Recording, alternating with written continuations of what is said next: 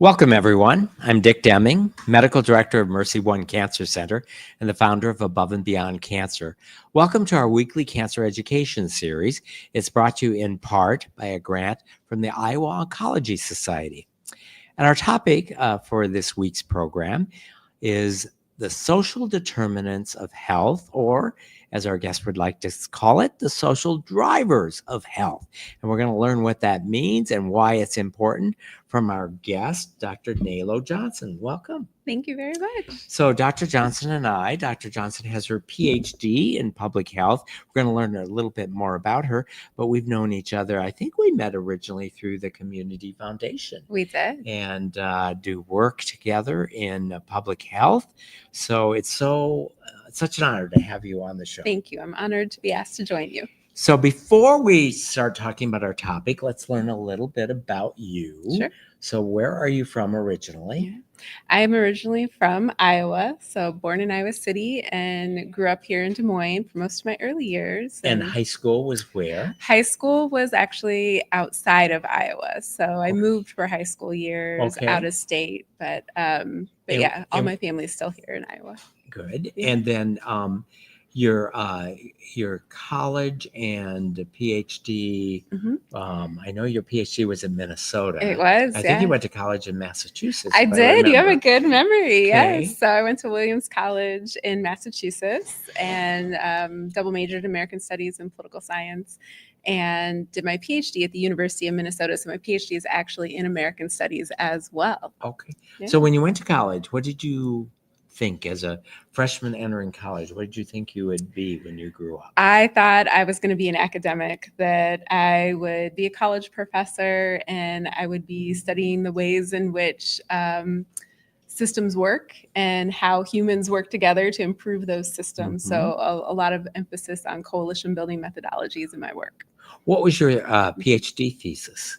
So my PhD thesis was on the coalition that founded the Legal Rights Center in Minneapolis, Minnesota, which was a coalition between Black and American Indian community leaders, along with some legal philanthropic leaders, in a response to the ways in which the Public Defender's Office was not adequately serving communities of color in the 60s and 70s.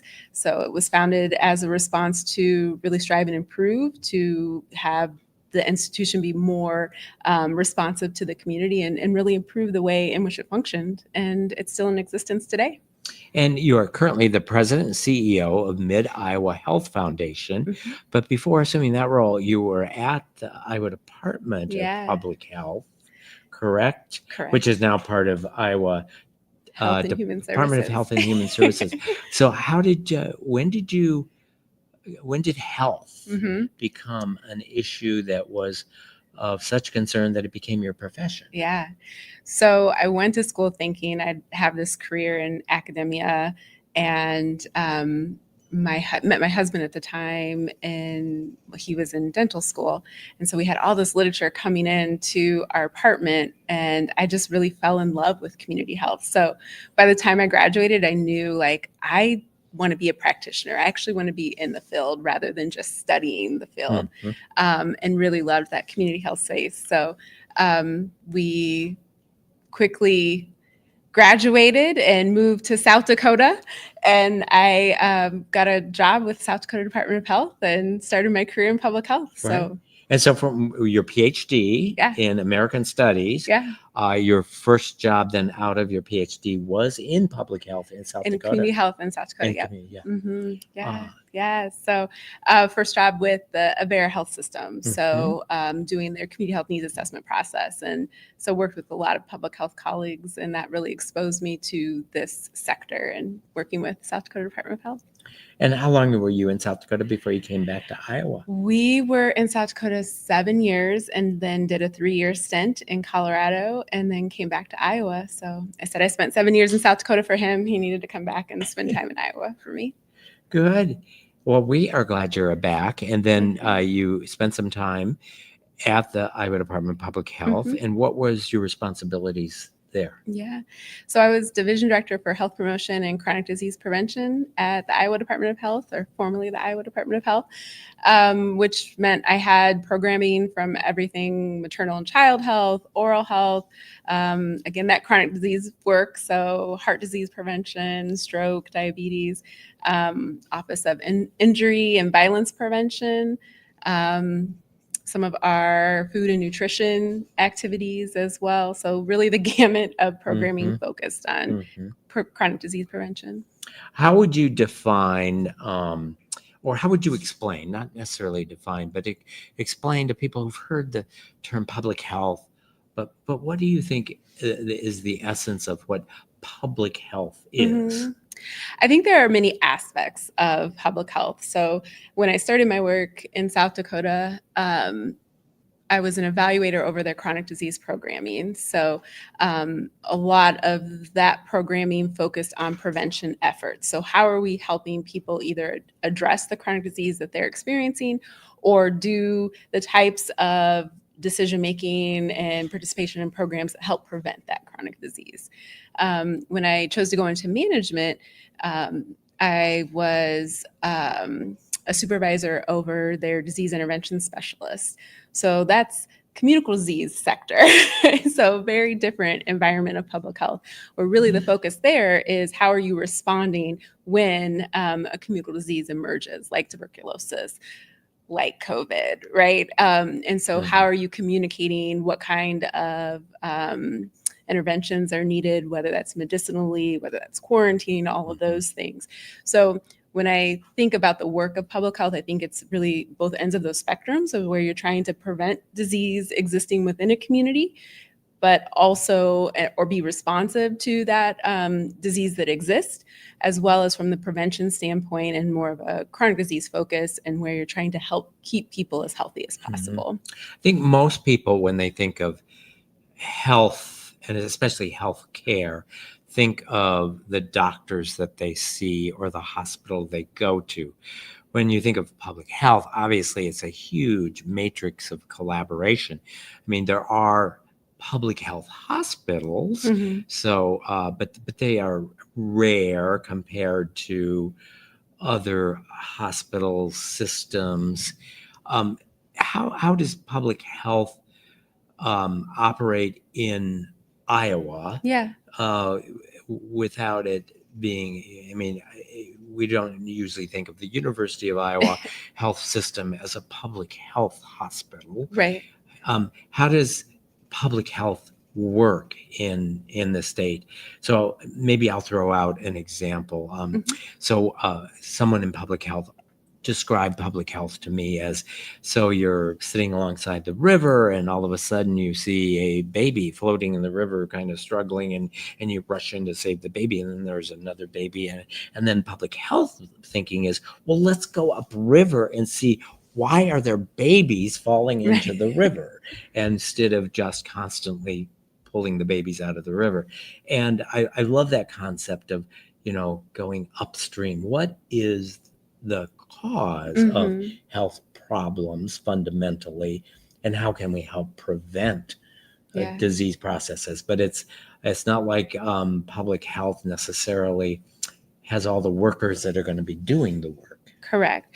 I think oftentimes when we think about our traditional health systems, you're thinking about how people are able to address their individual health outcomes at an individual level, whereas public health is thinking more broadly at that population level. So how are we making recommendations that are data informed that can improve the broader spectrum across a population of those health outcomes?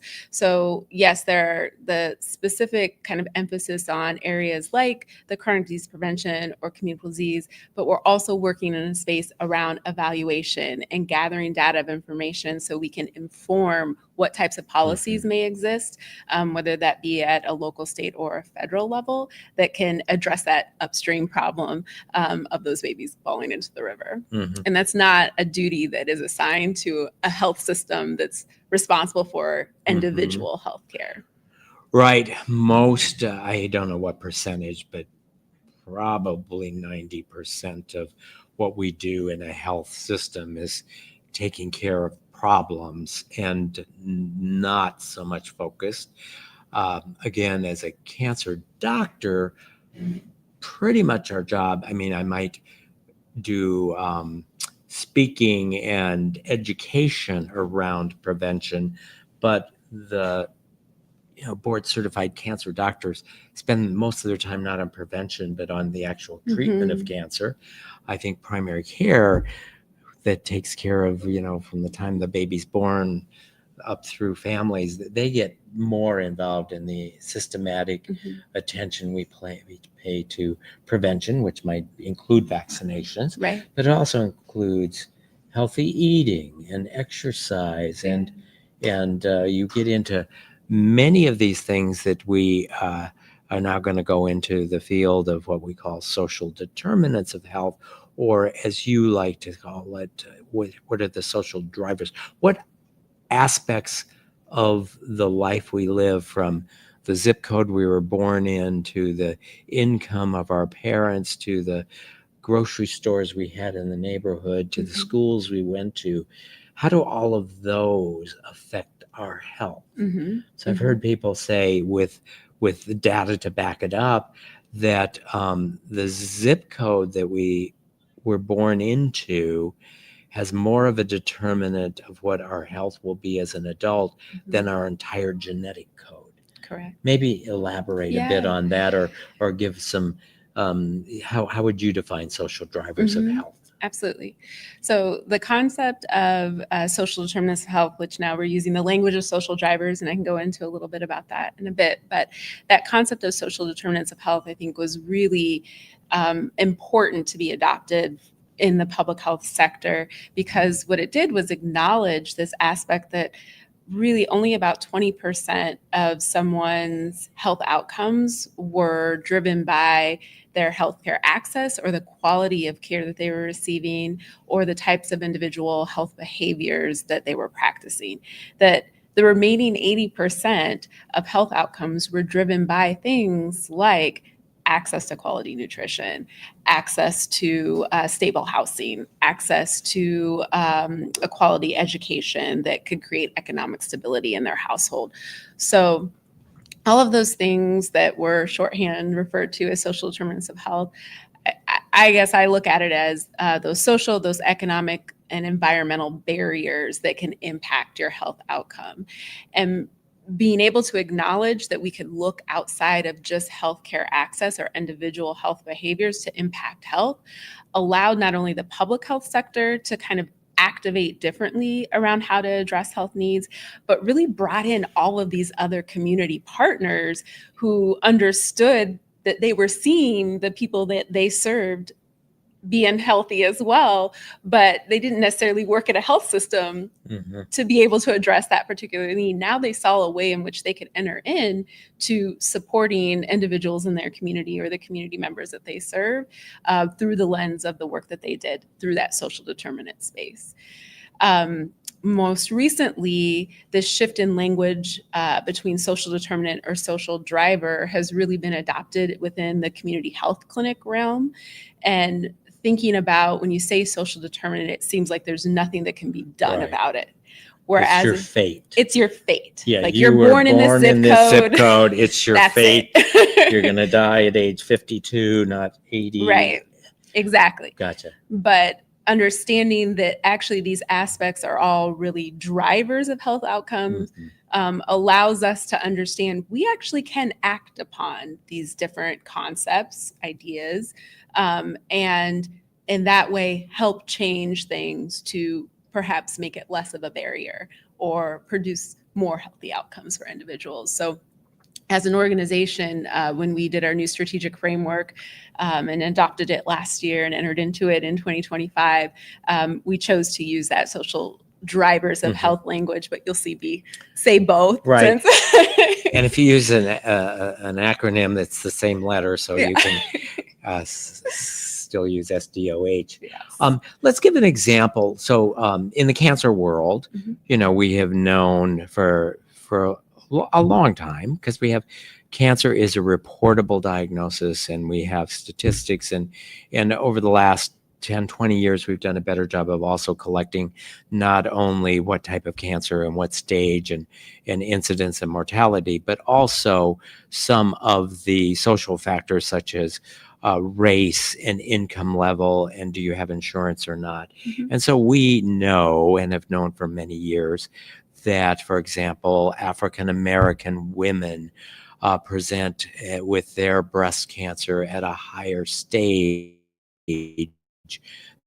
than Caucasian women, and that their mortality, their chances of surviving the cancer with each stage is worse than Caucasians. Mhm. The same holds true for individuals, whether they based on income level and based on whether they have insurance or not. Mhm. So maybe unpack that for us. Why do we see these mortality rates from breast cancer Mhm. um, in community vary based on those social factors? Mhm. Mhm. So I think there's been a lot of studies, both in community, but also in looking just at the data to say there's a higher incidence that's occurring within this population. And I think some of the literature is sharing that it's a multitude of factors. You know, what kind of access do people have to health insurance? So we know based upon statistics that there's a higher proportion of the Black population that is uninsured or accessing Medicaid. So it's going to change the ability to access healthcare when you think you need to, right? Also, the type of jobs that people may be in may also limit their ability to be able to go to the doctor and take time off to do so. So, some of those factors around income, I think, factor into where we may see racial and ethnic disparities in cancer outcomes. There's also the idea of feeling trust and respect when you're at your doctor. We know there's not a large proportion of oncologists who are African American or come from the same kind of communities that some of the zip codes that you talk about, right? And so the ability to see someone who looks like you and may have a similar cultural experience, understand the types of foods that may be eaten in your household, understand the history of whether or not people had trusting relationships with their medical professionals. That's an easier way to kind of enter into an honest and trusting relationship so that you are willing to go to the doctor in the first place, but also feel comfortable with the care that you're receiving. So there's a lot of work that I think that's done on a professional level to make providers aware of some of these cultural concerns that folks may have when they're even showing up for care. But I also think some of it is just education and awareness too. You know, if you're not talking about what's going on with your health with the people in your life, you never know where a good doctor may be, right? So it's helping kind of reduce stigma that I think also would be a critical tool to help reduce some of those disparities as well.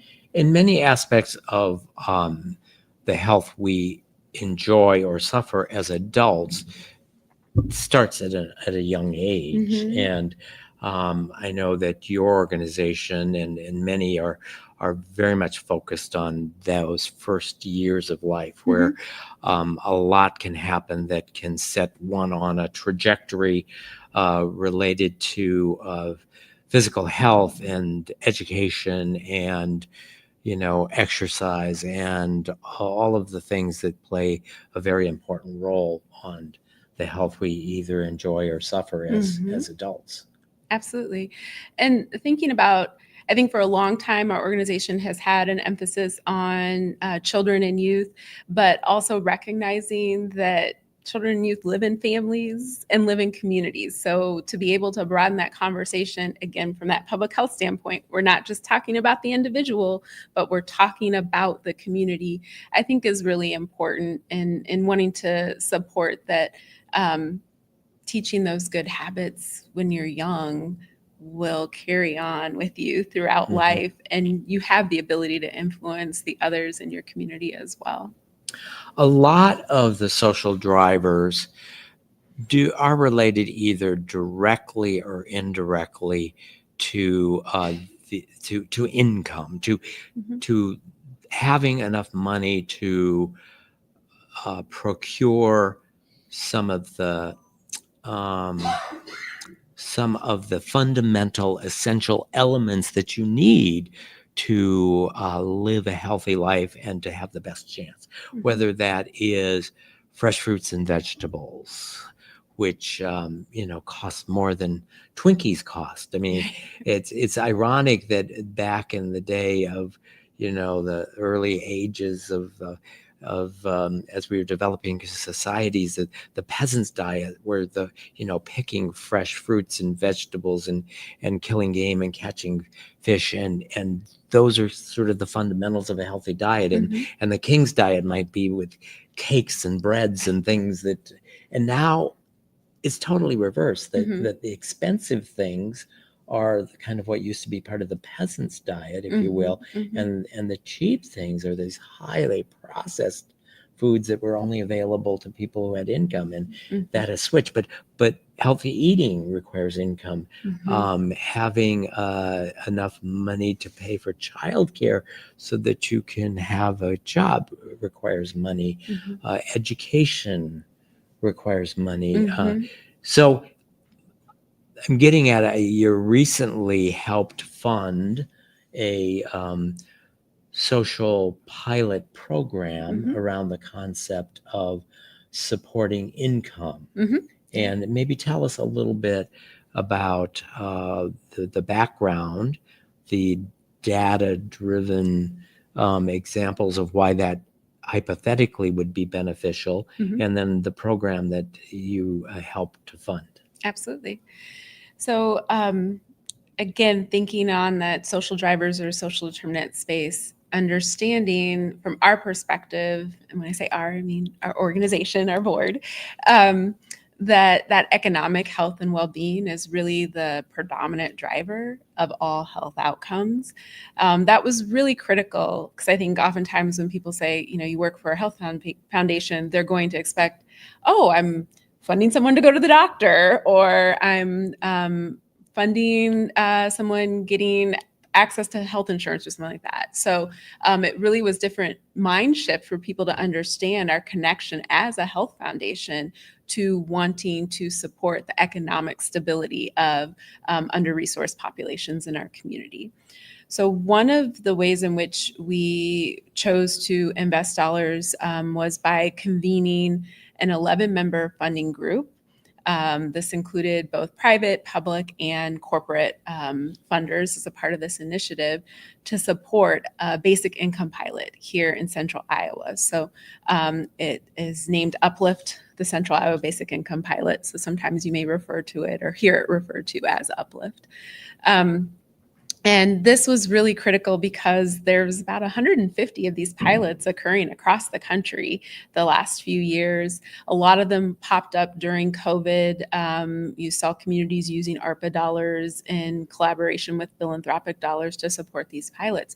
But they were all trying to understand, is a basic income a more cost-effective and more efficient way to be able to support our low-income community members, because we know that there are difficulties in our current public benefit system. So really it was about, what's the ROI, and is this a potential innovation within this public benefit space? And so currently, before this pilot, the public benefits tended to be very specific, and this benefit was for food, this benefit was for housing, this benefit was for Medicaid or child housing care. assistance. Right. So everything was very specific. And this supplemental income is like, these are dollars Correct. for you to use. Correct. In what is important to you. Right. So for the study, we had eligibility requirements of living within our Tri-County area with our community health needs assessment area, so Dallas, Polk, and Warren counties, having a household income of up to 60% of area median income. So for when the study began, for a family of two, that was about either 42,000 or 47,000. The number is escaping me at the moment, but And a family of four would be family of about? four was probably about that 59,000, I would Okay. say. So again, we were intentional in going up to 60% of area median income because we wanted to capture both those who could be extremely low income and be fully benefits eligible, all the way up to those who are a part of the ALICE population, so asset limited, income constrained, but employed. So people who are working and yet in jobs that don't allow them to meet their basic needs. And that higher level, Mhm. those individuals, are they too high a level of income to get the Medicaid expansion? So That- it would depend on household size and all Gotcha. that. So, But that's a good point to make. The way in which our benefits, current public benefits programs are structured are very individualized, right? So targeted either at food or housing or childcare, et cetera, Medicaid, et cetera. But also have different eligibility requirements. So you may be eligible for housing assistance, but you are not eligible for SNAP, or you may be eligible for WIC, but you are not eligible for childcare assistance.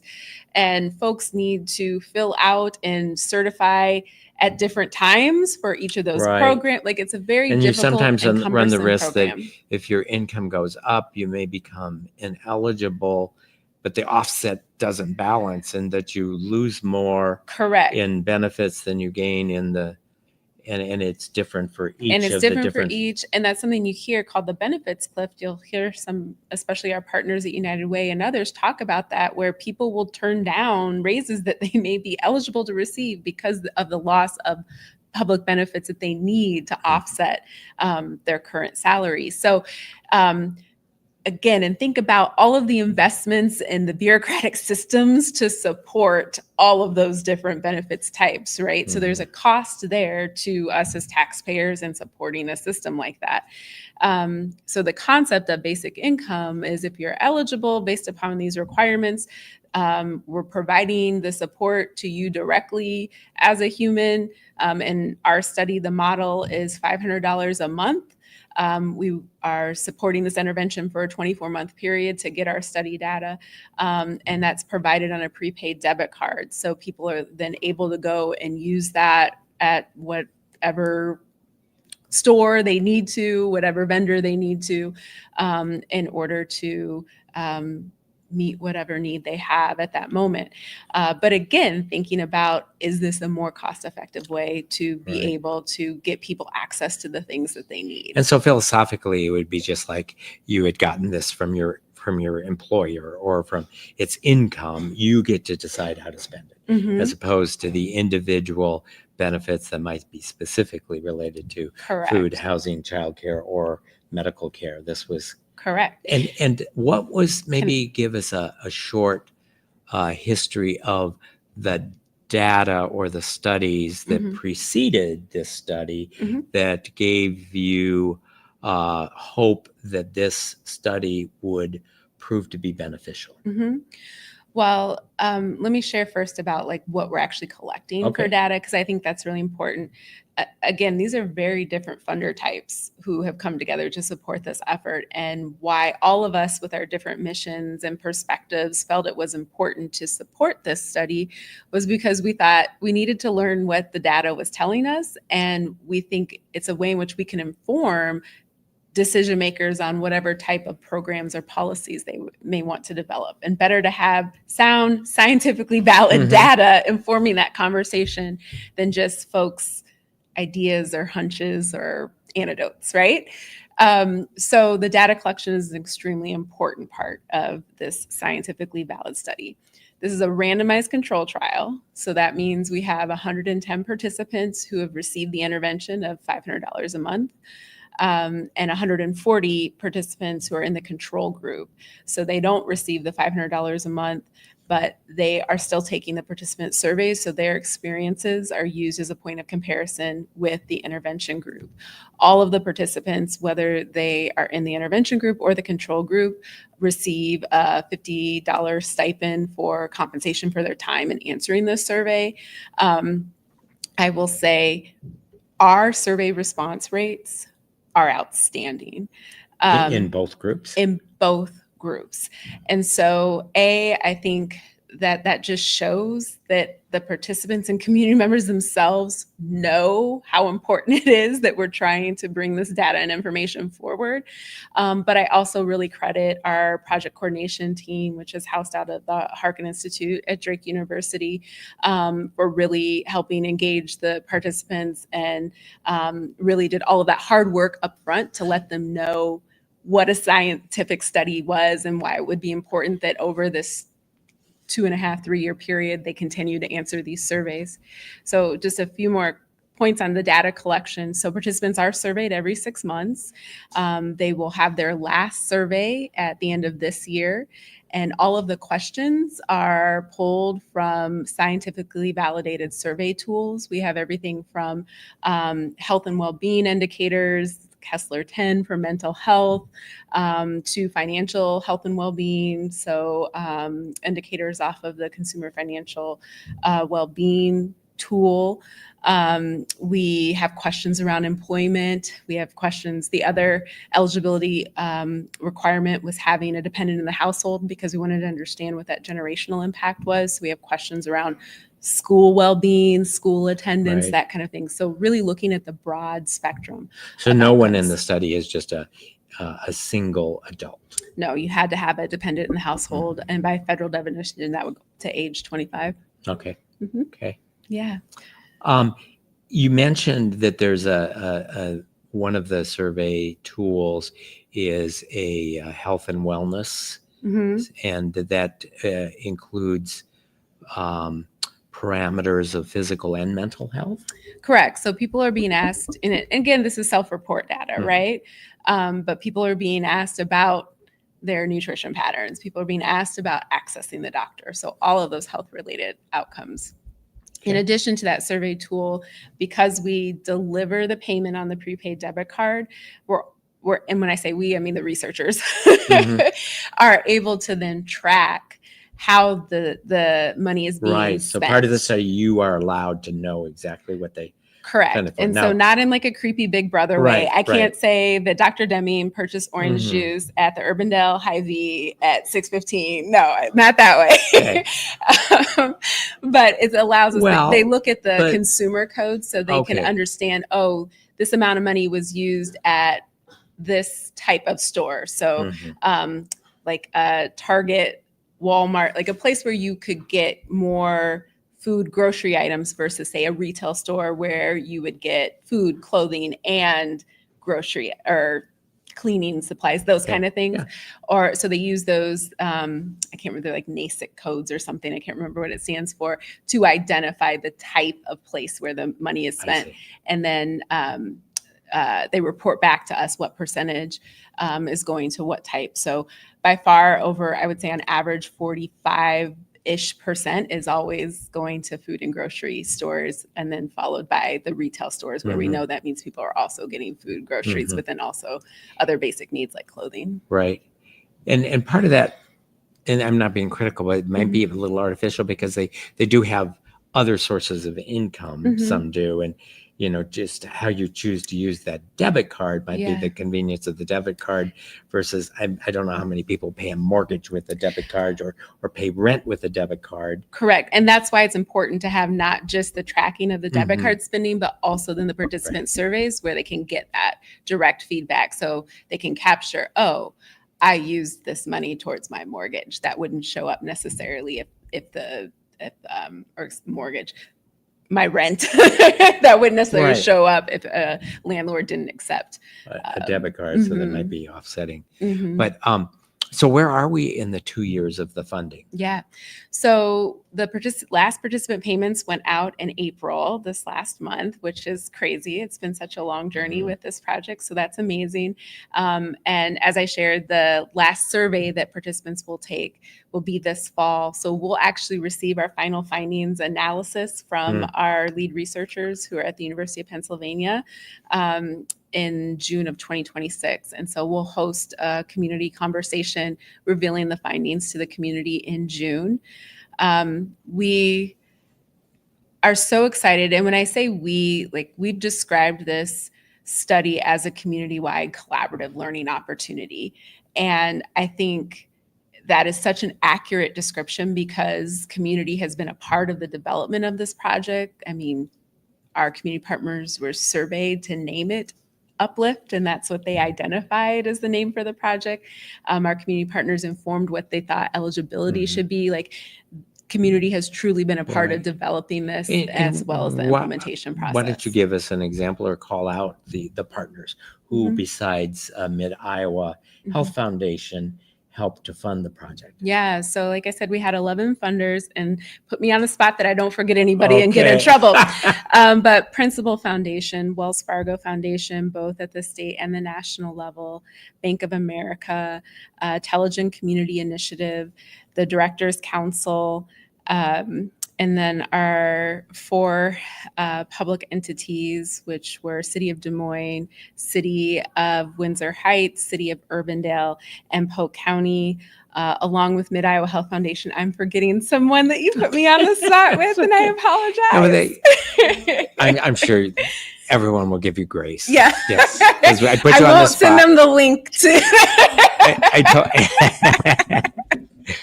But it was a broad coalition of public and private, and foundations as well. And can I also share what is really unique about this? Again, 150 of these pilots going on across the country, and a majority of them are taking place on the coast or in the deep south. There really has been only a handful taking place in the Midwest. So the idea that we are supporting a study to bring forward central Iowa data to inform whatever this national conversation is on this potential economic stability innovation is pretty freaking cool. But on top of that, we had such a strong response. We worked with over 50 community-based organizational partners in, again, the development of this project and around participant recruitment. We had over 6,000 eligible applicants who signed up for the potential to participate, which again, our researchers then did the randomization, selecting the 110 and 140. And because we had such a strong response, the researchers were able to weight our participant pool to match the geographic demographics of our Tri-County area. So that means that 10% of our participants are from rural communities in our Tri-County area. 25% are from micropolitan communities, so between 10 and 50,000 population, and 65% are from metropolitan, so larger than 50,000.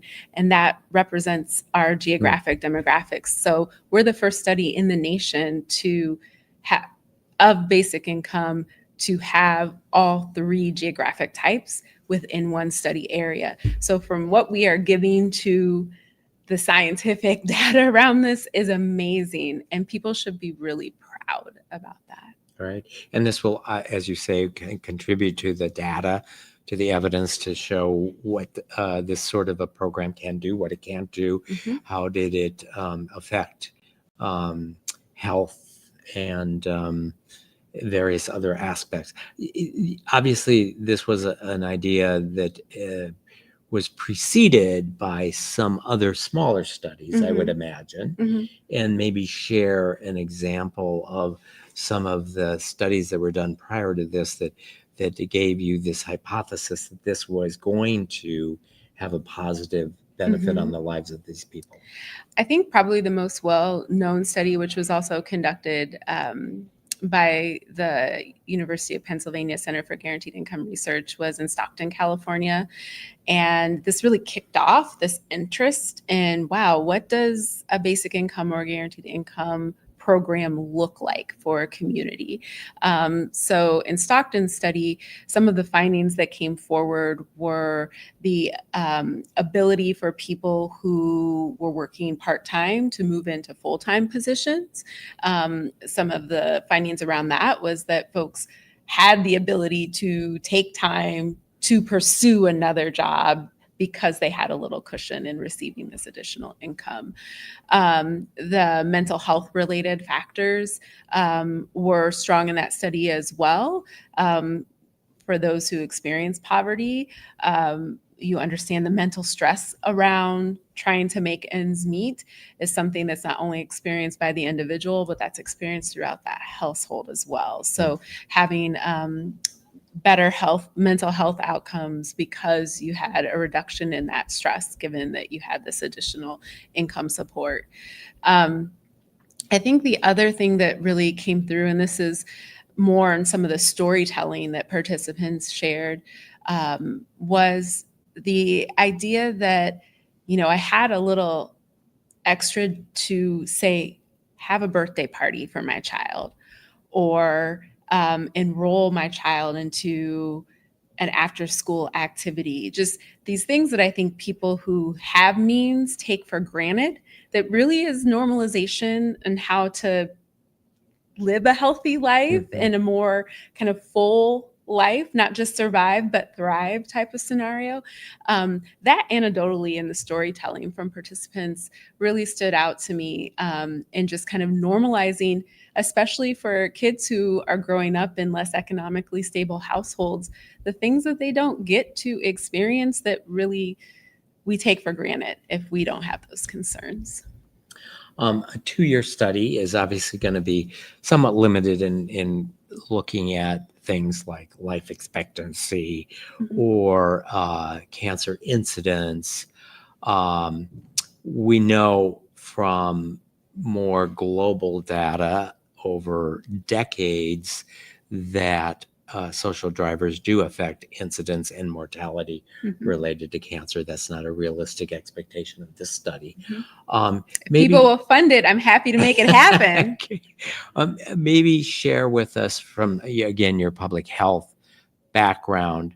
And we've talked about it already. Anything more to say about what we think of as physical health? And especially, for the audience that is very concerned about incidence of cancer and surviving cancer and getting through cancer, anything more to add or unpack as it pertains to not your study in particular, but to the whole social drivers? Yeah. Well, I think one of the things that I'm particularly proud of with this project, and that all of our funding partners also understood was unique and important about this project, is that we very much took a public health approach to why we thought it was important that we should invest in this study. I think in some of the other pilot communities, it was very much kind of economically driven, economically focused. You have some other communities that were specifically interested in how are we reducing maternal health disparities. So their target population was working with, say, Black mothers, for example. So for us, being unique and saying, we see this connection between economic stability and positive health outcomes, that we developed this project with understanding that as our goal in mind. And I think that approach is something that couldn't have happened if we wouldn't have thought about it from that public health standpoint, and particularly wanting to use that data to impact any kind of policy or program discussion. Let me just do a quick time check because I want to make sure we have plenty of time for questions. Maybe looking bigger. So income support, guaranteed basic income, whatever phrase, has been around for a while. It hasn't gotten tons of attention, but we did have a candidate for president, and that was sort of the fundamental platform. And it was so unique that I have a hard time to remember exactly his name, but Andrew Yang. Yang. And I like to differentiate. His concept is different. It's different, but it was basic income. It was universal basic income, meaning that there was no income qualification. Universal basic income is different. Everyone, than having, regardless. Correct. But, correct. Okay. But based in some principle of trying to help those at the lower end. I haven't studied Andrew Yang, so I don't know. I don't know his. Take him off I'm not asking you about him. But there have been other philosophers and economists Yeah. and socially minded individuals that have supported this kind of concept. Yeah. I think so. For me personally, now that these basic income studies or guaranteed income studies are starting to conclude and we're starting to get more findings coming forward, I'm interested in seeing, okay, where do people go from here? What are we learning? Is there a particular population that this works most effectively for? For example, some studies have just focused on youth aging out of foster care, right? So folks who have no other types of support as they transition into adulthood and have lost all the supports that they receive or eligibility as a child. Like, so how does having this access to some unrestricted cash assistance allow them to experience economic stability? There's been some pilots that have focused specifically on folks coming out of domestic violence situations. So again, same thing, right? Like, how are there particular populations where this intervention may be Makes a more huge effective? difference in the rest of their life. Exactly. And that's why I want to be clear, as a funder group, we have never been yay or nay on the concept of basic income. We were interested in what is the data going to let us learn to see if whether or not this may be a more effective and efficient strategy. Speaking as a true scientist, yes. Randomized perspective, social study, yes. We're going to open up to questions.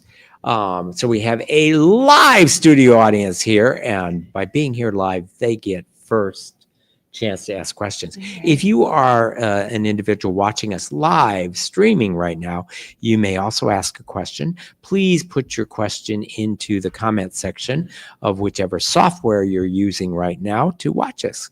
So up first, Kevin, you're up. Sorry.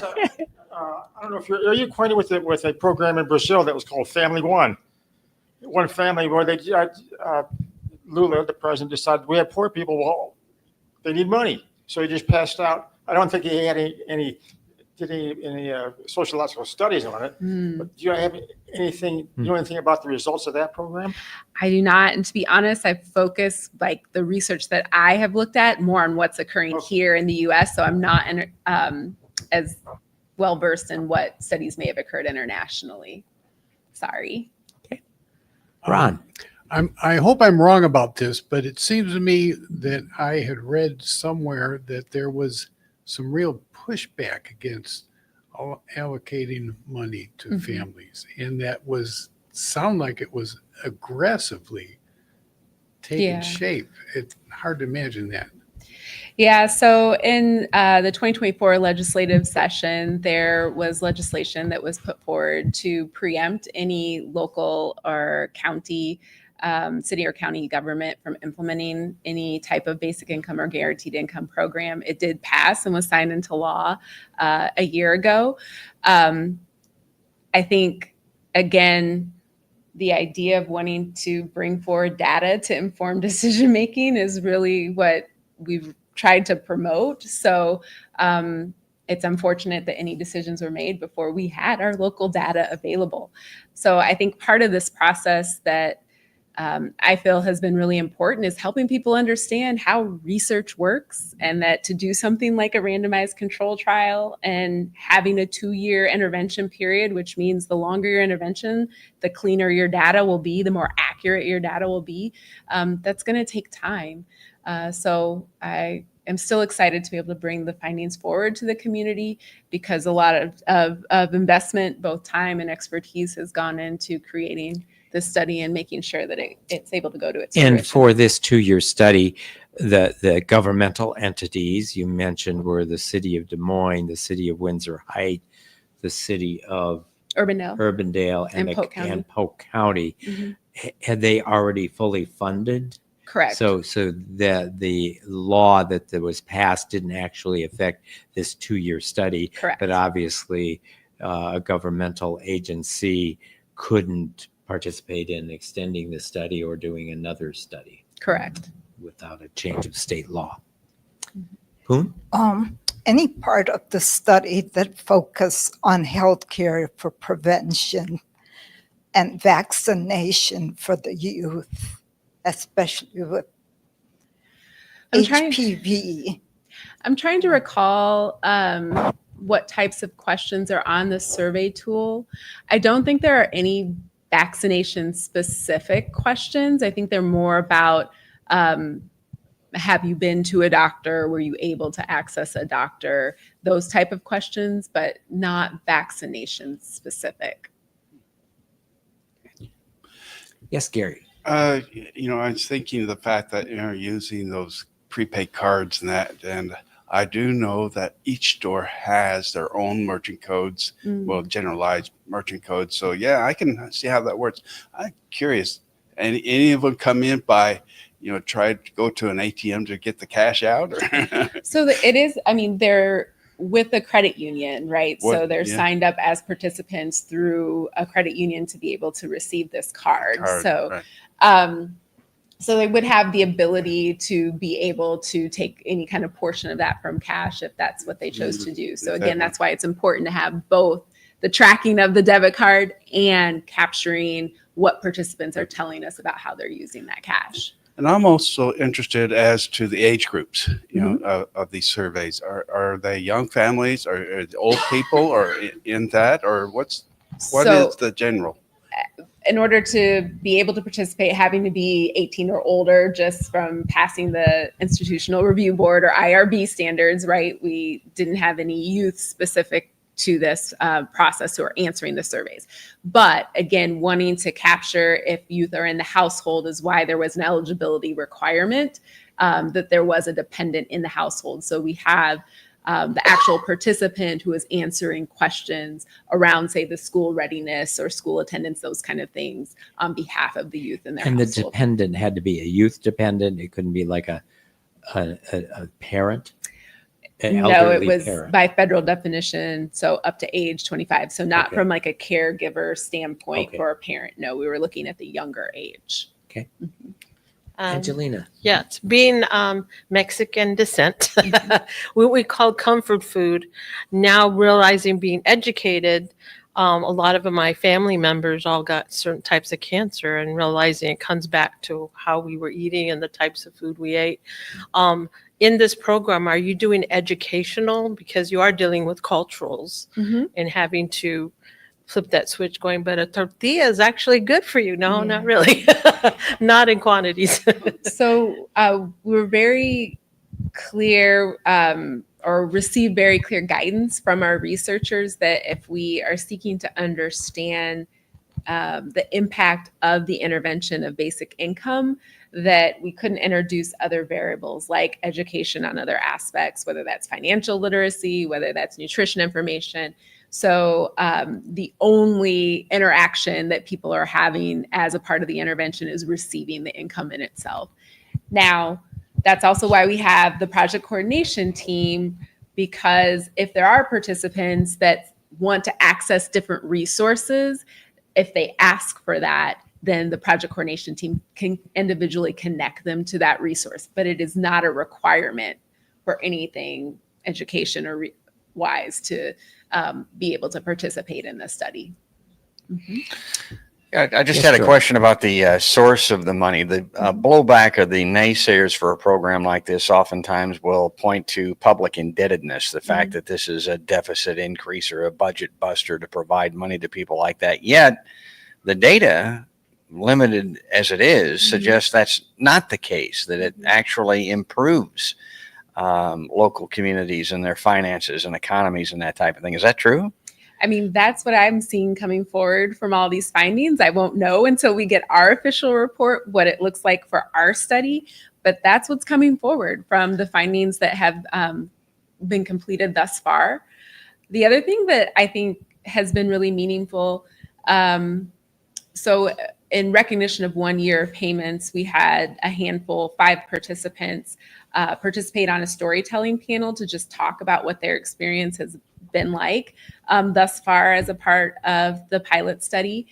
And one of the things that really stood out to me was the fact that people understood this was a 2-year time period. And so how am I making plans, having this additional assistance over this 2-year time period?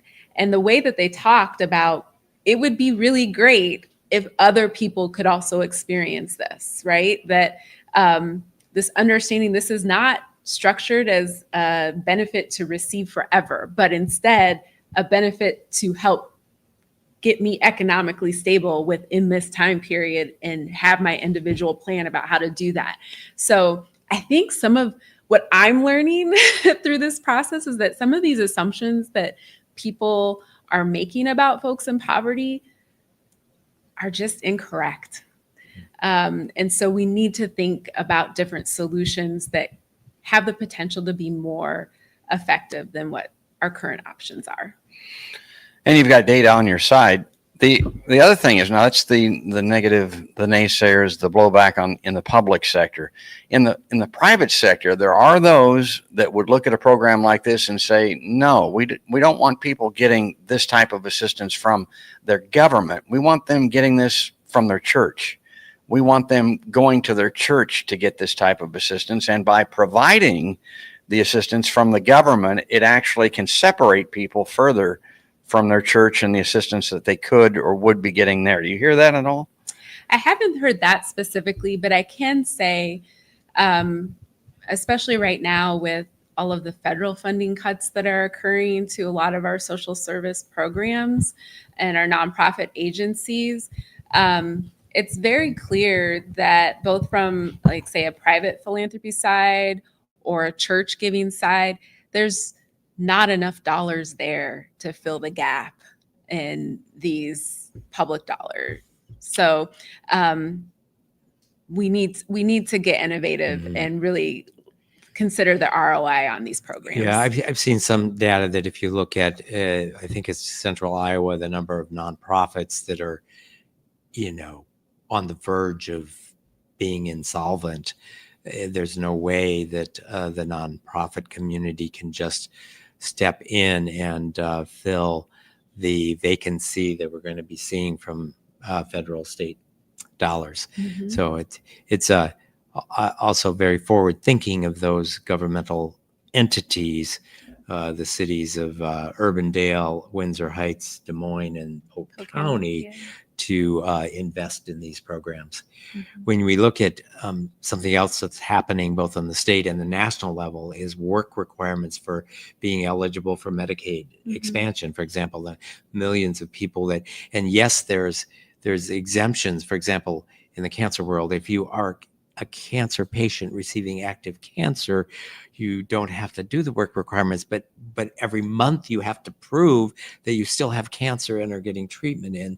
And you pointed to the cost of the means testing, especially for some of the individual programs, and how frequently you have to verify that you are still eligible, that there's a cost to that bureaucracy. And certainly a system, one would think, of income support could be done with less bureaucratic cost. I don't know if you're analyzing or looking at what is the cost of administering this plan, and how does that compare or contrast with the cost of 140 people? Yeah, that's not part of our analysis, Okay. but I know that's something that's been discussed elsewhere as why this may be a potential strategy, but also just acknowledging that the space for innovation is important. Yes.